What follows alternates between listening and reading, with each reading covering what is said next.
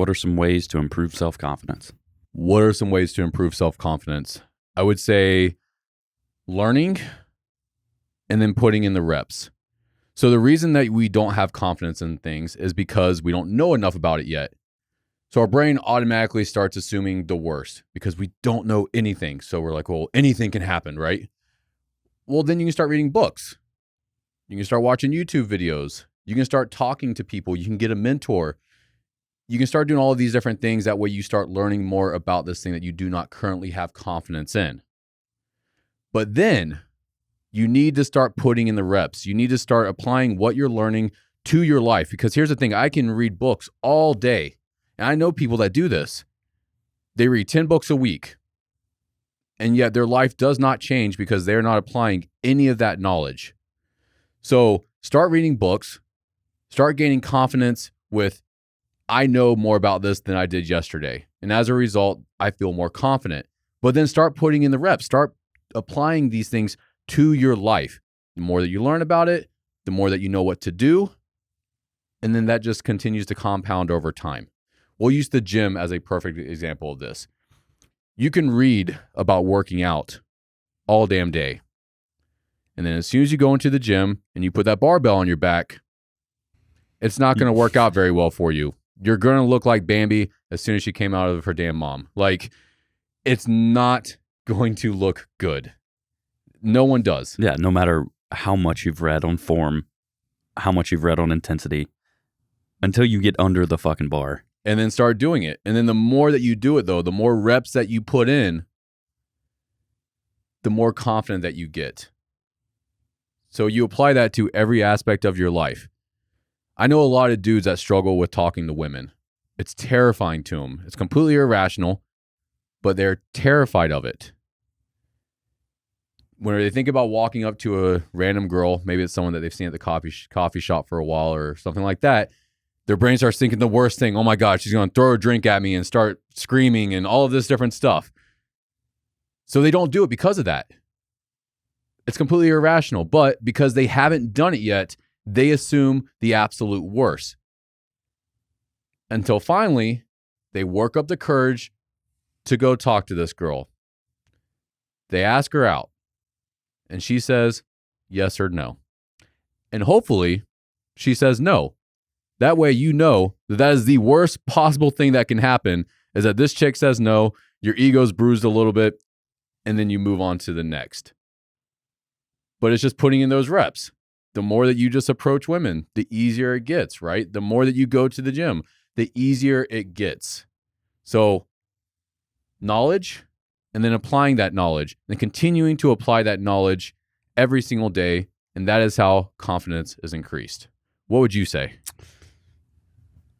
This is one of those topics that I really enjoy talking about because I know what the lack of self-confidence looks like. I've been there, and it wasn't that long ago. It was probably 2 or 3 years, so I don't know, 25, 26. And there's still things that you lack confidence in. Absolutely. And, Same. And I think that you should always be that way because it keeps you in a learning mindset. Yeah. It does for me. It's a growth mindset. Yeah, it definitely does. One of the biggest ways that I built confidence was solo hiking. In these places where I didn't have phone service. It was just me. I didn't have anyone else to rely on. So I would put myself in a pretty extreme situation and and hike through it, you know. Does everyone need to do that? Probably not. But it worked for me. So I would start out at like packed out 2 miles. And I'd be like, all right, well, I did 2 miles. Well, maybe next time let's try 3.5, 4, you know. And it would just gradually increase.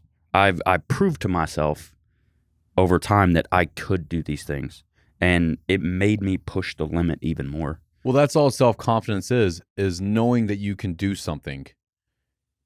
And you don't do that until you start.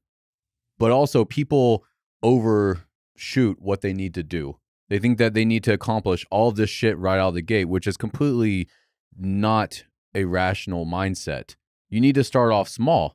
You need to take that first step because that's the hardest step. And then once you take that, okay, now what do I need to do? And it's one step at a time. It's a snowball effect. It's a snowball effect. Exactly. It builds momentum. It compounds. So don't, say if you want to start working out, you're not working out yet.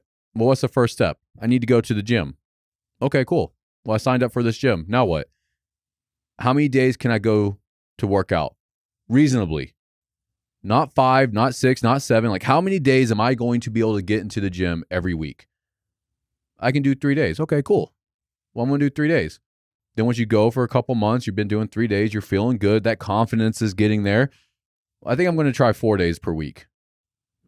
Then maybe you'll try 5, right? But you're building over time. You don't need to come out of the gate guns blazing because you saw someone else doing it.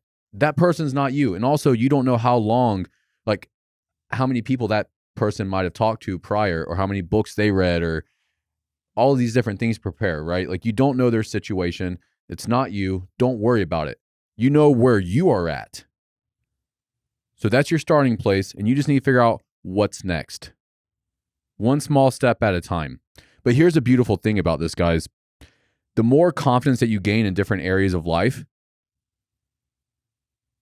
you just begin to realize that you can accomplish anything.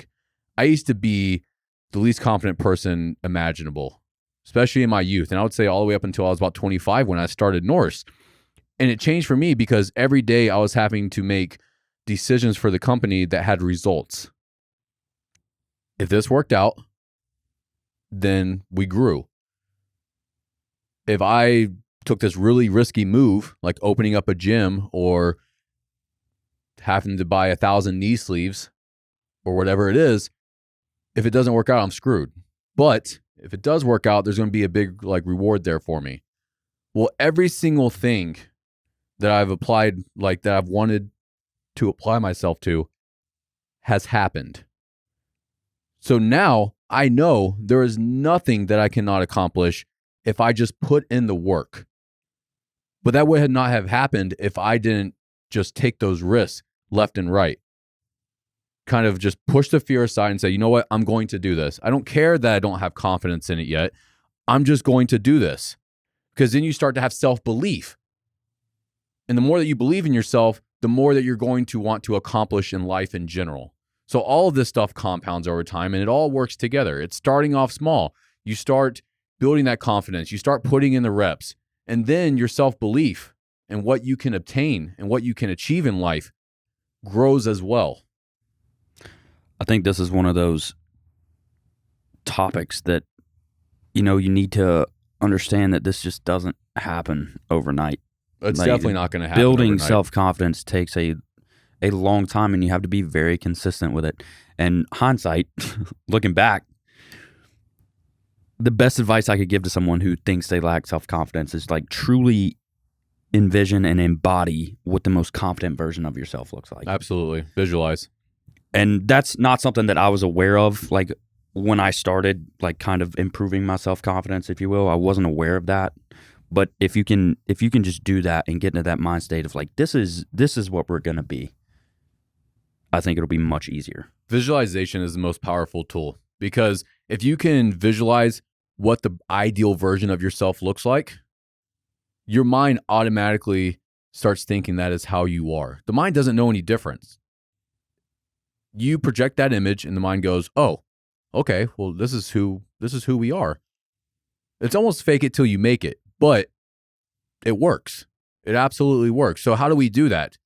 You literally sit there, you try to calm down the mind as much as possible, and you project an image into your mind's eye. Imagine that there's a movie theater. You're sitting in this big ass empty movie theater. It's just you. There's a big screen up there, and on that screen is you in the future, looking exactly how you want to look, projecting an energy of what you want. And you do that every single day. You do it in the morning, you do it in bed as you're going to sleep, and then over time, you will become that person. I promise you, you will become that person, because that is exactly what the fuck I did. Yep. I visualized what I wanted to be like around the age of 25. Actually, it's been an ongoing process for as long as I can remember. But I remember around 25 is whenever I learned this technique. And then from that point forward, everything just happened. And it was absolutely amazing. And now when I take a step back which is something I'm trying to get better at and do more often. But now when I take a step back and I realize, man, you're further ahead than you ever thought you would be. 26-year-old Andy could not even like comprehend you at this.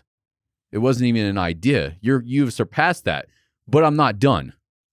I will never, ever be done.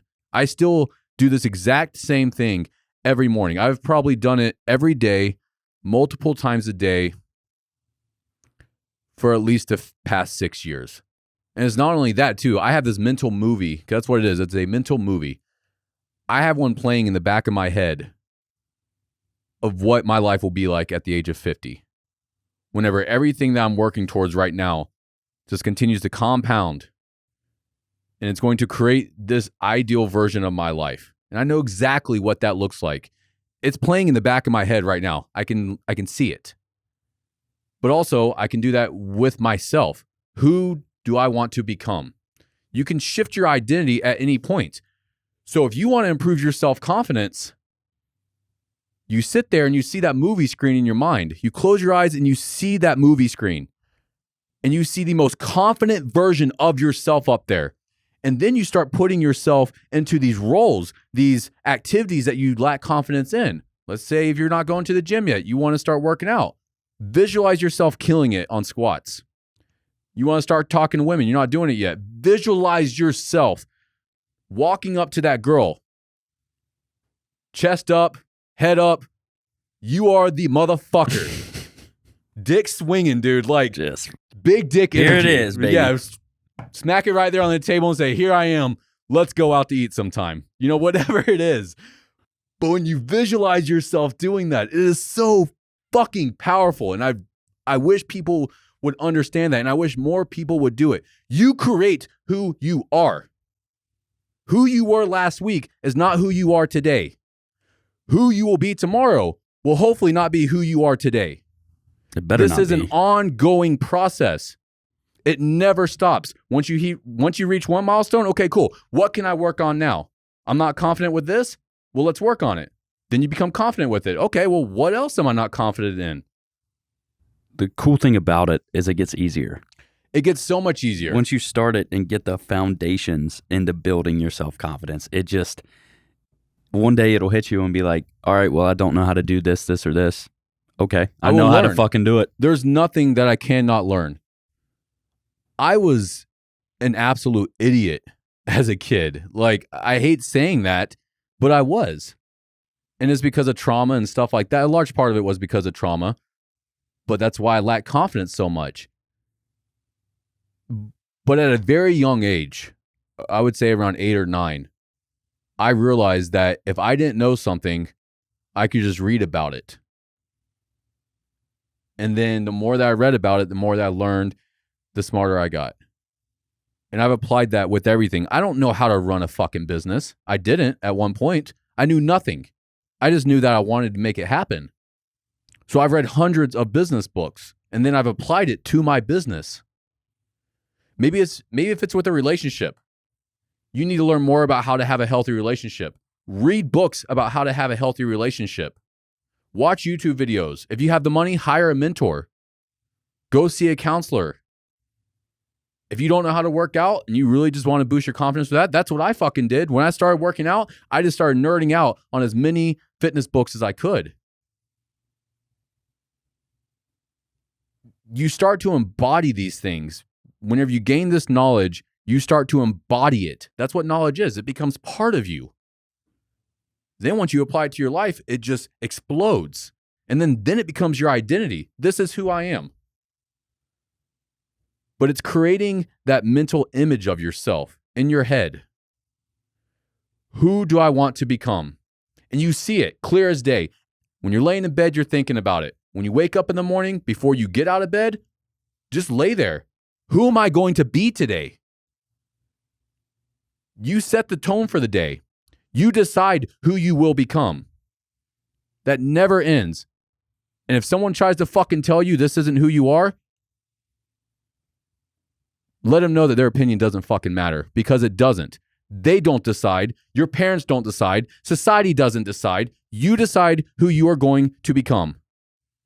And it is not written in stone. Everything in the past is irrelevant. Those are learning experiences for you to get better.